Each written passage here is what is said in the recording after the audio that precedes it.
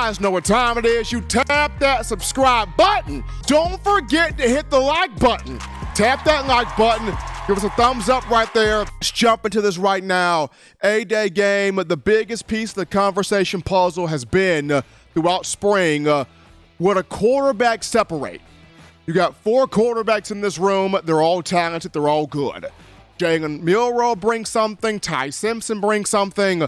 Dylan Lonergan brings something. Eli Holstein brings something. All 4 quarterbacks are good. And this is why Nick Saban brought over Tommy Rees as a quarterback coach, developer, savant, if you will, at 30 years of age. Played quarterback at Notre Dame. Coached 6 years in terms of that quarterback room for the Fighting Irish. So this is why Coach Saban brought Tommy Rees in. And Rees has had a great spring developing all 4 guys in the room. But the 2 guys that everybody's talked about, Ty Simpson, Jalen Milroe, Ty Simpson, which one of these 2, between the redshirt sophomore from Texas and the redshirt freshman from Tennessee, which one of these 2 could separate from the other? And both guys had good moments in the A-Day game. Both guys could have had better moments, but receivers dropped passes, and we'll get into that later on in the show. But both guys had good moments. Both guys had strong moments. Both guys had situations where you thought, wow, that guy's good. He's improved. He's progressed. He's making plays out there. They're making plays out there. So both guys had some good moments. And then even down to the young guys, Dylan Lonergan and Eli Holstein, improvement from both of those 2 guys. Both freshmen made plays. Both freshmen have improved. Both freshmen seem to kind of understand some things. They're growing more within the offensive system, within the culture of the team and of the program. But starting this thing off with Jalen Milroe personally, he struggled a little bit early on. He looked a little bit hesitant. But as the game kind of slowed down, he started making some plays. He started hitting on some throws. Eli, you were down on the field. Milroe had a beautiful 36-yard ball, put it dead on the money to Emmanuel Henderson, converted running back, now playing receiver, on what appeared to be a wheel route for a touchdown. Put it right there in the direct spot where it had to be. His throw to Emmanuel Henderson, kind of reminiscent of the practice throw he had to Ja'Cory Brooks for a touchdown that was dead on the money. So we saw that. And then on one of the final drives for the white team, the first team offense, Jalen Milroe hits Malik Benson several times, including the final time for a touchdown. Milroe also had a 36-yard run there on the zone read keep for a score. So the potential's there for Milroe. The potential, the want to, the tools are there. For Milroe, it's, can I just put it all together consistently?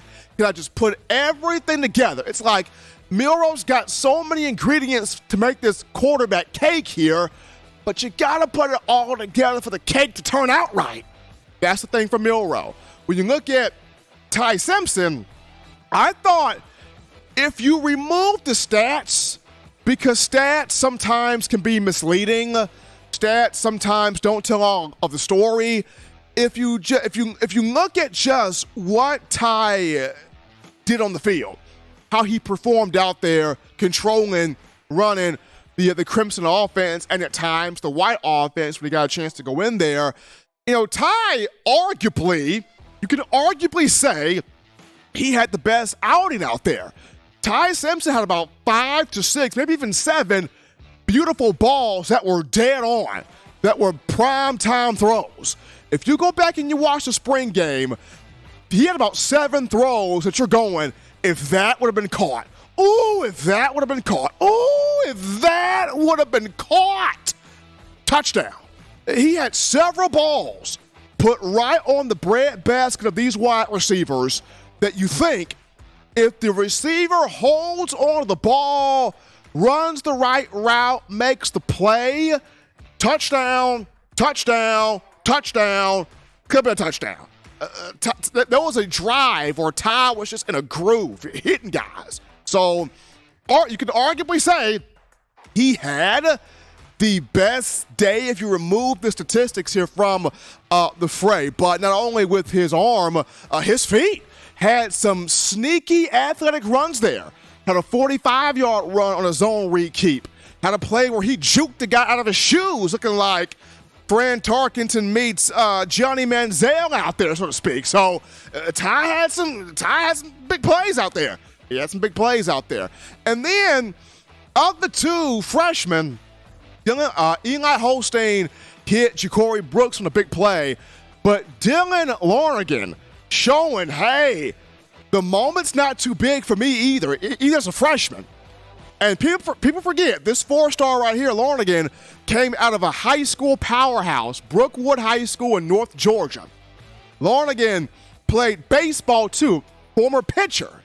So you don't, on the mound as a pitcher, you're processing so much information.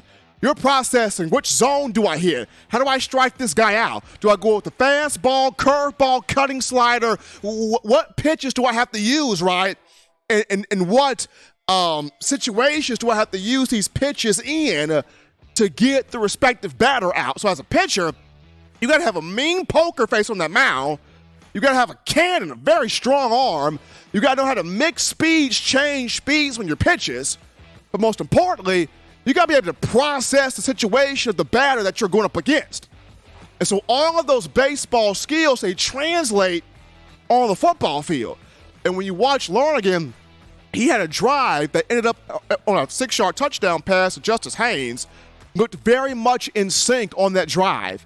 And Saban talked about it. Dylan Lonergan able to move the ball, drive the offense down the field. He's got more of that poise, if you will, doing that. So his growth and his development, something to watch right there. But nobody really just pulled away and separated.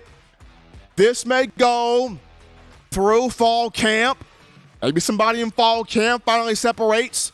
It could go to the first game of the season.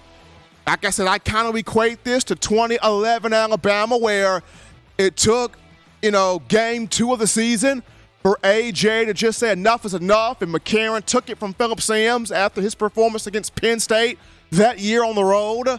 Could be that right there. But we did see some positivity. We saw some growth. We saw some progression from each guy. It's going to be interesting to see who pulls away moving forward.